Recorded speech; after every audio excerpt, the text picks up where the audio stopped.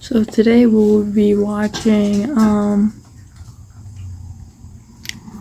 how does Taco Bell actually wreck your stomach? Let's watch it. Hello, Internet! I've eaten Taco Bell non-stop for the...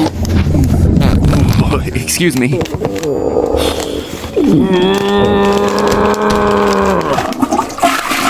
Okay, I'm back, friends. So, I've eaten nothing but Taco Bell for the...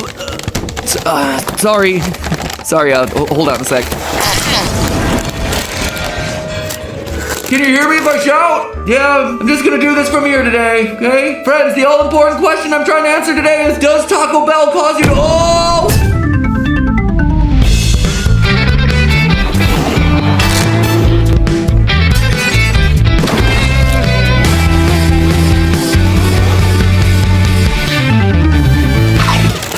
Internet, welcome to Food Theory, where after weeks of researching the topic, we are proud to announce that we can finally spell the word diarrhea correctly. Wait, what's that? You're telling me the British spell it with an O? Where's an O?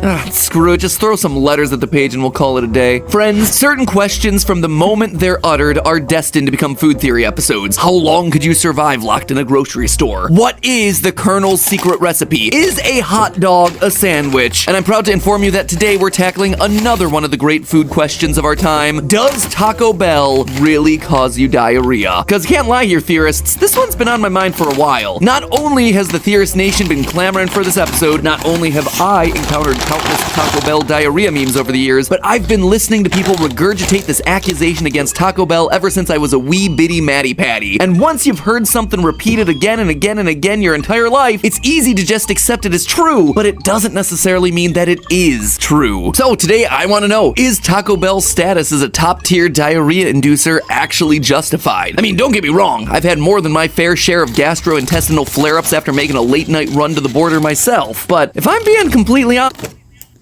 I have a theory. It's the ice in the water, because sometimes they don't clean it.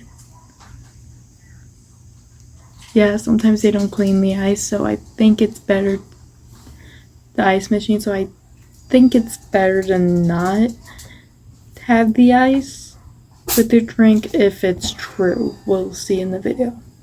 Honest, I've experienced similar queasiness after visiting other restaurants too, so is there something about Taco Bell's food specifically that gives people diarrhea? Or is Taco Bell just the patsy for a broader trend that pertains to fast food in general? So come along, theorists, because today we're gonna see what science has to say about Taco Bell's reputation being in the toilet. And fair warning, brace yourself to hear the word diarrhea a lot. Sorry, but when you do an episode on diarrhea, it has a way of bubbling up every so often. As a consolation, the first person to state the exact number of times the word diarrhea is used in this episode will get their PG-rated comment pinned. That's the number of times it's spoken plus the number of times that the word appears on screen. So to begin, we gotta talk about normal poop. So meet the stool, otherwise known as feces, poo-poo, or what's left after your intestines absorb nutrients and fluids from the food that you swallow. As the stool makes its way through your digestive tract, the small intestine secretes a bunch of water into it. This turns it into a more liquidy consistency that can more easily flow through your intestines. Later, that water is reabsorbed by the colon, also known as the large intestine. Or at least that's how it's supposed to work. See, diarrhea occurs when the colon, for whatever reason, is unable to reabsorb that appropriate amount of water from the stool. When the correct amount of water gets absorbed, a person's solid waste comes out solid. Or as my little 3-year-old says, lumpy poops. But if not enough water gets absorbed out, the stool exits the body with a loose, runny consistency. And by now I think we're all familiar with the term for that, diarrhea. Now, there are a number of reasons why the right amount of water might not get reabsorbed, but they all pretty much fall into one of two categories: osmotic diarrhea and secretory diarrhea. Osmotic diarrhea occurs when the water in your colon has so many non-water particles mixed into it that the particles prevent the water from being reabsorbed the way they should. Secretory diarrhea, on the other hand, occurs when the small intestine is stimulated to secrete more water than necessary, which makes it impossible for the colon to reabsorb enough. And if you're wondering how I know all of this, these are the videos. Shadow. Lily.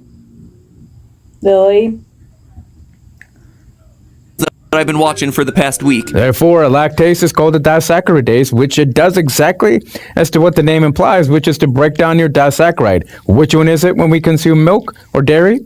Lactose. You ever been in that part of YouTube? It is a scary, scary place with way too many green-screened PowerPoint presentations. Now, if you've ever had diarrhea when you were sick, then you know that infection is one thing that can cause it. But for today's purposes, we're gonna focus on non-infectious diarrhea brought on by food that's generally considered safe to eat. Harvard Medical School acknowledges that there are 7 different types of food that can prevent water reabsorption and cause diarrhea. And spoiler alert, Taco Bell's menu is basically an homage to all 7. First on the list, sugar, more specifically fructose. When a person overconsumes fructose, the body is unable to absorb all of it in the small intestine. This means that some of the fructose makes its way to the colon, where it's fermented by bacteria and causes bloating and osmotic diarrhea. So then where do you find fructose? Well, fructose is found naturally in fruit, but looking at Taco Bell's menu,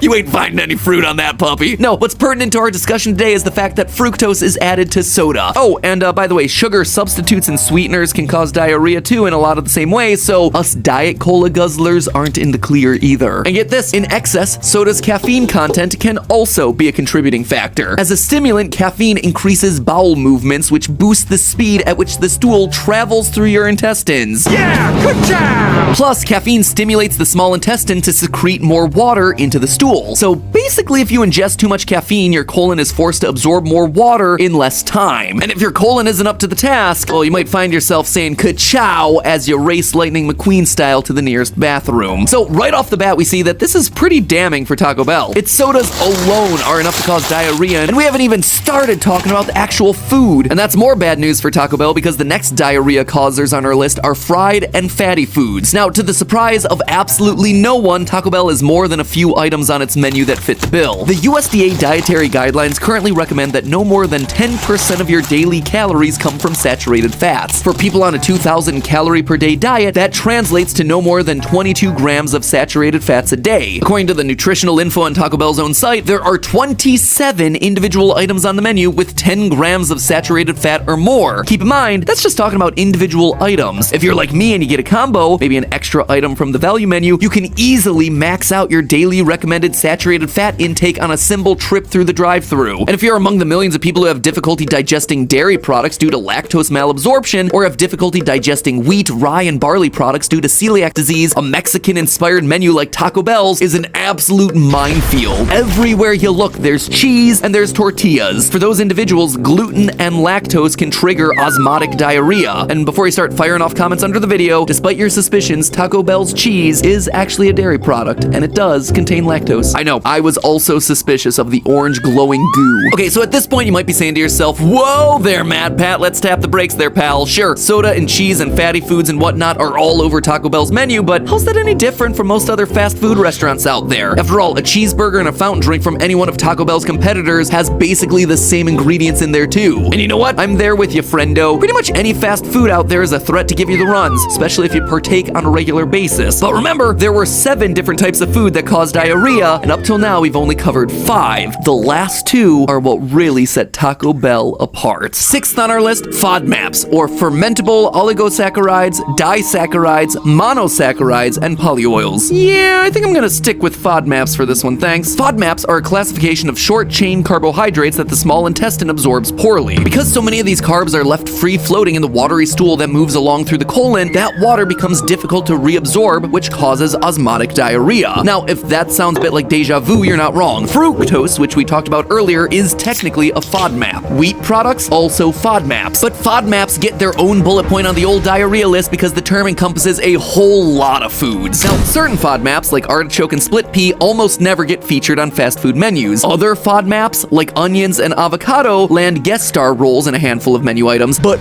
beans are the FODMAP that truly make Taco Bell stand out from its burger-serving competitors. After all, beans aren't just a topping or an afterthought on the Taco Bell menu. Beans are the basis of many Taco Bell menu items, from the bean burrito to the black bean crunch wrap supreme to the power menu bowl to the Baja diarrhea butt blast. Okay, I admit I made one of those up. Admit, I made one of those up. And yes, it was the Black Bean Crunch Wrap Supreme. And the final item on that diarrhea list is laser specific to Taco Bell: spicy food. Sure, other fast food restaurants have spicy items scattered throughout the menu, but none of the other major players include a fistful of hot sauce packets served with every meal. We've talked in depth about capsaicin in past food theory episodes, but one thing that we didn't get into is how capsaicin, the molecule that gives spice to peppers, can irritate your stomach lining and cause, say it with me, diarrhea. See, the pain receptors that sense pain, or spice, in your mouth are called TRPV1 receptors, and the capsaicin molecule binds to them. But TRPV1 receptors aren't only located in your mouth. As anyone who's ever had a particularly spicy burrito can attest, those pain receptors are located all the way through the digestive tract, from the very beginning to the fiery hot end. So when the TRPV1 receptors in your intestines start getting activated by spicy food, they tell your intestines to move that painful stool along faster as a defense mechanism. This means that your Crunchwrap Supreme zips through your colon faster than usual, which means there's not enough time to reabsorb the water from the stool before it bursts forth your body like some kind of Diablo sauce lava geyser. So, are the Taco Bell diarrhea memes justified? Well, the science tells us Taco Bell is a perfect 7 for 7 when it comes to our diarrhea-inducing checklist. You could even say that Taco Bell not only runs to the border, it runs in a lot of places. My go-to Taco Bell order, the Medium Burrito Supreme Combo, has it all in spades: sugar, caffeine, fried and fatty foods, lactose, gluten, FODMAPs, spicy food. So what does this mean for our fast food diarrhea tier list? It means that of the top 20 largest fast food chains worldwide, Taco Bell, with its intentionally spicy, loosely Mexican-inspired cuisine, is indeed a league of its own. Yes, theorists, after careful consideration, I'm putting Taco Bell alone at S tier, and every other restaurant with high fructose items on the menu can go ahead and cram themselves into the A tier. Now, to be fair, it is possible to get a meal at Taco Bell without putting yourself at severe risk of diarrhea. You just have to be real deliberate about what you order. Of the combos offered at my local Taco Bell, the 3 taco combo carries probably the lowest risk of giving you diarrhea. There are no beans, and if you go with chicken, you wind up with only, and yes, I am putting air quotes around that word, only 7.5 grams of saturated fat for the entire meal. If you order a water instead of a soda, lay off the hot sauce and brush off some of the cheese sprinkled on top, then congratulations, you've effectively sidestepped most of the diarrhea checklist. Now, I gotta admit, I'm pretty satisfied with what science says about Taco Bell and diarrhea, but I'm not fully